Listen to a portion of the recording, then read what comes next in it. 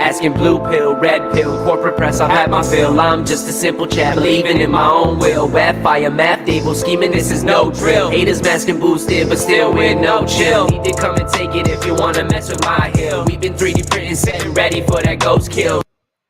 Hello, Canada, and welcome back to another episode of The Maple Pill. As always, I'm your host, Matt McKeever. It's episode 80, and you've probably noticed if you watched this show ever before that episode 80 is coming out about a week late.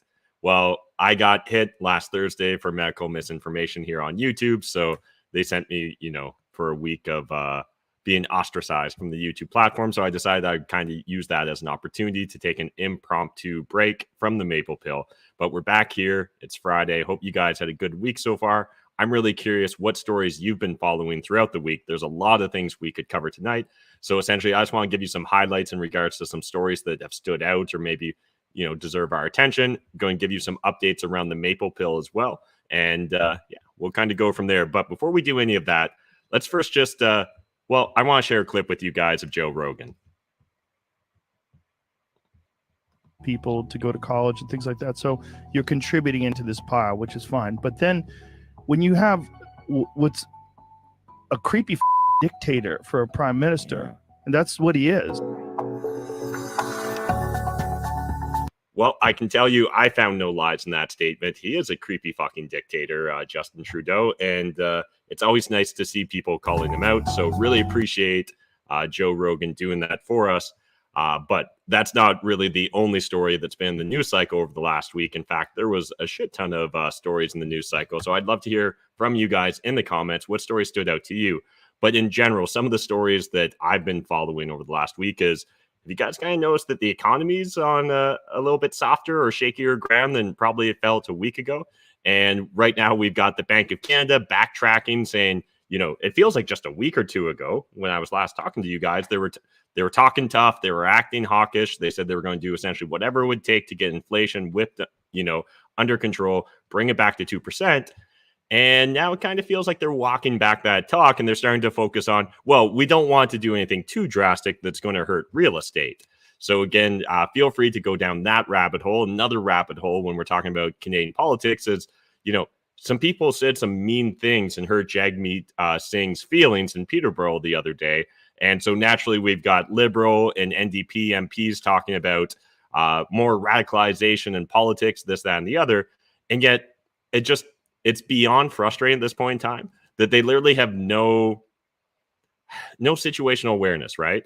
I wonder why people are furious at them. Wonder why it's became politicized over the last 2 years, or it's become more aggravated, the political discourse, why things are so much more divisive. Well, it's actually, you've got yourself to thank for that, Justin Trudeau, the Liberals, the NDPs, and Jagmeet Singh, because regardless of what you try and do, I just don't think you're ever actually going to get Canadians to forget that they're actually sovereign individuals that should be able to make their own medical choices. They should be able to cross borders. They should be able to get on airplanes domestically here in Canada. They should be allowed to be on a bus or a train.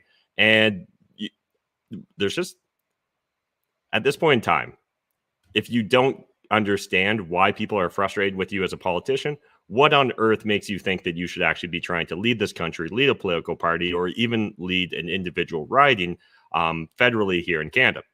It's beyond the scope, in my opinion. And it's so frustrating how now just everything's about misinformation and it's racism. And that's the only answers it seems like the Liberals ever have to share with anyone when it comes to question period. And again, there were so many clips, even just this week in question period, of them being like, well, that's misinformation.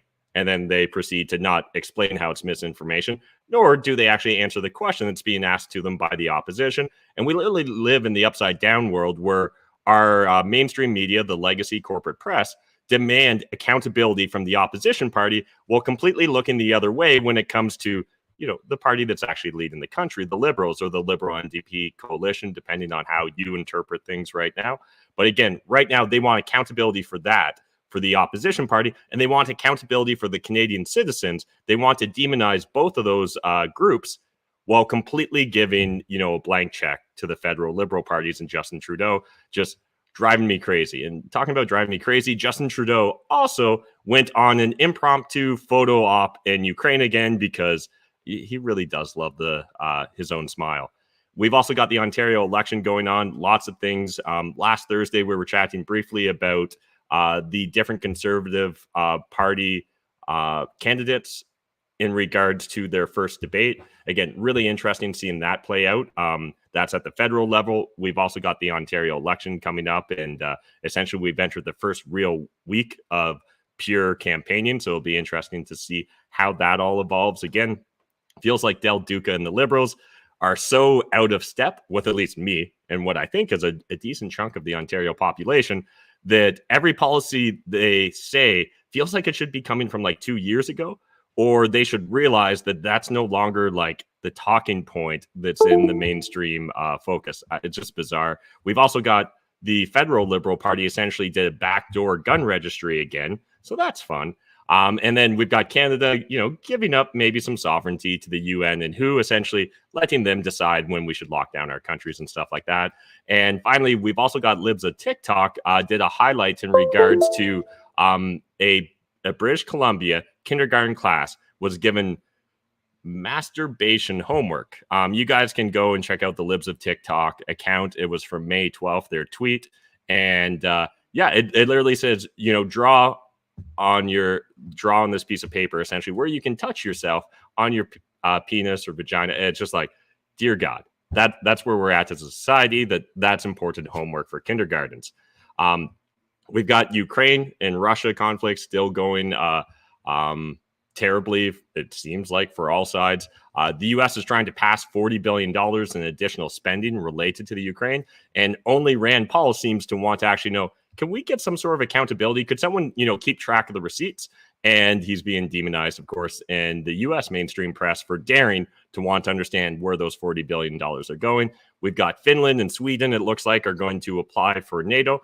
That seems like an escalation. You can look back, and I think it was the 1993 treaty that Finland and Russia had in regards to them not joining NATO. And particularly at this moment in time when essentially Russia is fighting a proxy war with NATO, this seems like an escalation. So I think we can look forward to more volatility and craziness going on in that regards. And then just, again, circling back to the general economy, stocks definitely taking a few punches. You're already starting to hear calls for more quantitative easing, even though the central banks just started very recently trying to actually dial back QE.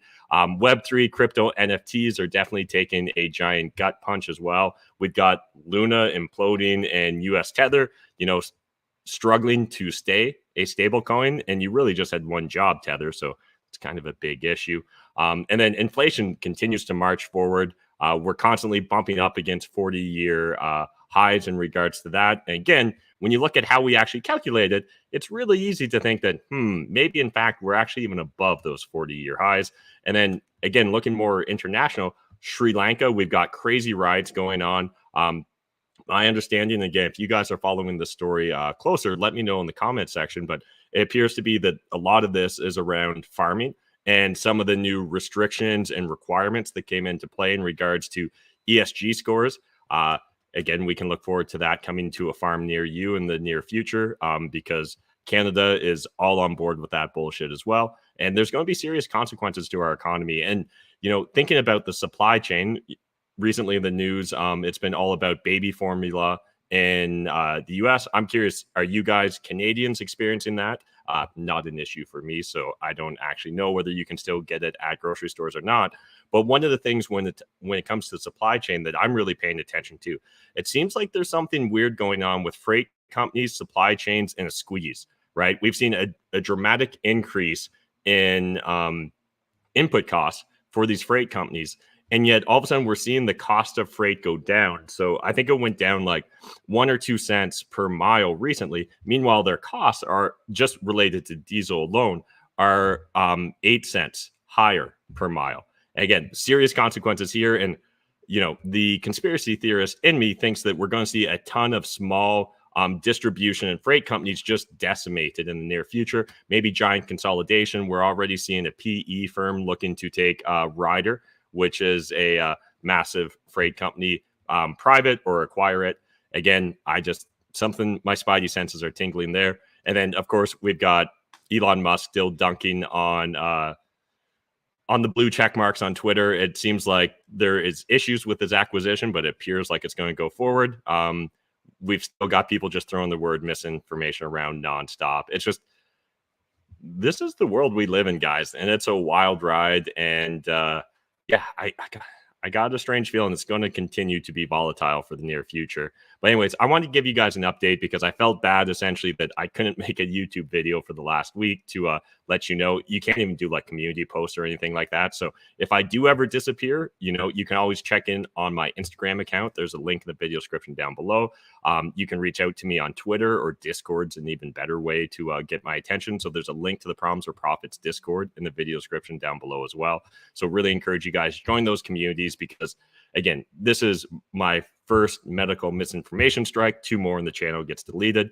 I still have 1 pending issue because I dared link to a post-millennial article in regards to child pornography being taught in schools, and the algorithm just flagged me and gave me a strike. And that was March 3rd, and it's still pending review. I got a feeling they're not going to get around to that anytime soon. So make sure you stay in contact with me if you want to. And again, Discord, Instagram, probably the 2 best places, but you can also hit me up on Twitter. And otherwise, just wanted to let you guys know the timing of that ban really was counterproductive, I guess, to the Maple Pill, because I'm actually going to be traveling for the next 2 weeks. So the Maple Pill will be coming back May 30th, and looking forward to jumping into it, doing deep dives. I'm hoping to maybe just tweak the formula or the presentation that I was using. So if you guys have any feedback for me on the Maple Pill, I would absolutely love that. Whether you comment on videos, whether you DM me on Discord, just let me know. Would you like it longer, shorter, more stories, deeper dives on a few single stories? I'm really trying to figure out my cadence and what's the best way to try and both cover important stories, but also a broad breadth of different stories to give perspective in all those different regards. One other thing is, you know, it's starting to become summer. You guys probably can sort of tell that I'm a little sunburned here or got a little overexposed on the vitamin D today. But things are heating up here at the Citadel. So I'm also just going to plant a seed here. If you've got a interesting proposition, if you've ever wanted to come up and check out the Citadel, again, hit me up on Discord, only on Discord if you want to check out the Citadel, and send me a DM there or post in one of the different Problems or Profits Citadel threads on Discord. And yeah, I'm curious. Maybe you've got the summer off and you want to provide manual labor and hang out at the Citadel. Maybe, I don't know, maybe you want to, you know, your band is trying to put together their next album. You're trying to write your next great novel. You want a little corner of Canadiana to focus on. You know, we've got 20 acres here, waterfront. We're also looking to host all kinds of different events in the both near future as well as for the entirety of the Citadel's existence. So if you've got some interesting ideas, if you'd like to co-host an event, maybe you're thinking about how cool it would be to get married at the Citadel, again, hit me up on Discord. This first year is really going to be an experiment, so I'm open to unique propositions. Let me know what you're thinking, and we'll see whether there's a win-win opportunity there. And otherwise, if you're a little frustrated that you haven't had daily Maple Pills and you're not going to be getting daily Maple Pills for the next 2 weeks, first of all, I apologize for that. The banning and the travel, unfortunate how they kind of came up at the same time. But we did recently release a special episode only on Rumble. So Rumble and BitChute. So if you guys normally watch this just on YouTube or Facebook, make sure you check it out. It's all in one video on Rumble. It's 2 on BitChute. It's a whole thing. I'm not going to get into it. But essentially, I sat down on Zoom with Mike Rosehart. We spent almost 2 hours just chatting about everything. So the stock market, crypto, NFTs, real estate, second passports. Again, I think the first episode we did was with Andrew Hines. Really proud of that episode. I think this episode with Mike is just as good as well. So if you enjoyed the episode with Andrew, check it out. If you enjoyed the episode with Mike, make sure you go back into the older video and watch the one with Andrew. Really liking these long form conversations where we can explore ideas and subject matters that would get me insta-banned on YouTube. And we already see how the algorithm gods don't favor me. So we're not going to try and push it too far. At least on these mainstream outlets. But really appreciate you guys supporting the Maple Pill. Crazy to think that we're already 80 episodes deep into the Maple Pill. This year's just flying by. But if you guys do want to keep in touch, again, reminder, check me out on Instagram. Why is that not come? There we go. Check me out on Instagram. It's Matt McKeever Unfiltered. As well, if you like what I'm doing here, definitely hit that subscribe button, smash the like button. I really do appreciate it. So glad that we got to at least 1,000 subs before my channel probably disappears or gets sentenced to the gulag. But hey, while there's still a lot of craziness going on in this world, you know, things like Joe Rogan calling out Justin Trudeau may seem like a small thing, but I think that impacts the collective consciousness to a much greater extent than a lot of people would give it credit for. I think Elon Musk buying Twitter is massive. And again, at this point in time, I personally think so much good has already happened that if somehow the deal falls apart, it will actually take a while for the regime, for the deep state to reclaim all the territory it had to cede while it was trying to play defense rather than always being on the offense. And, you know, I feel like most Canadians are going to be a little bit less crazy in the summer in regards to COVID hysteria, and they'll just start tuning out the mainstream media. That's my hope. Maybe I'm a little bit too naive and hopeful in that regards, but it feels like there's something in the air, and maybe it's just the fact that, hey, for the first time, it's not like minus 30 out here at the Citadel. But appreciate you guys watching this. Again, we'll be back May 30th, and we'll be doing weekday daily shows again back then. I'll also probably have a couple other special episodes of the Maple Pill Conversations coming out. So again, stay tuned both on Discord as well as Rumble if you guys want to see those as soon as they come out. And yeah, actually, I even forgot to talk about there's that 2,000 Mules video. Not sure if you guys watched the documentary. Interesting. I don't think it was quite the condemnation of the election that I guess I was expecting to go into it. But again, love to hear your thoughts, your opinions. Let me know in that comment section. But yeah, appreciate you guys. I definitely missed you guys as well. But again, we'll be back officially on a normal schedule May 30th. So it's kind of shitty that we're essentially losing the entire month of May, but that's how the chips fall. And yeah, otherwise, just appreciate you guys. Reminder, you're not alone. They want you to feel scared, isolated, fearful, right? That's their playbook. When you have no relationships, when you feel completely untethered from society, when you're completely isolated, that's when you're at your weakest point. And that's what they're focused on doing. It at least seems coincidentally like all their policies are pushing towards that. So reminder, focus on the local, right? Focus on what's under your control. Start building those local IRL relationships. Start you know, whether it's growing your own food, building relationships with local farmers. I think the supply chain issues we've experienced up until this point in time are very likely to continue and even worsen.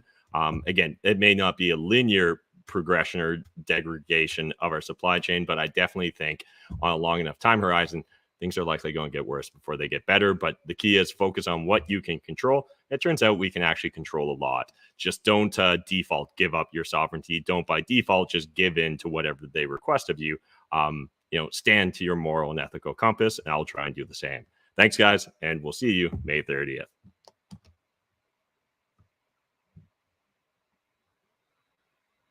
Asking blue pill, red pill, corporate press, I've had my fill. I'm just a simple chap, believing in my own will. Web fire, math table, scheming, this is no drill. Haters masking boosted, but still with no chill. Need to come and take it if you wanna mess.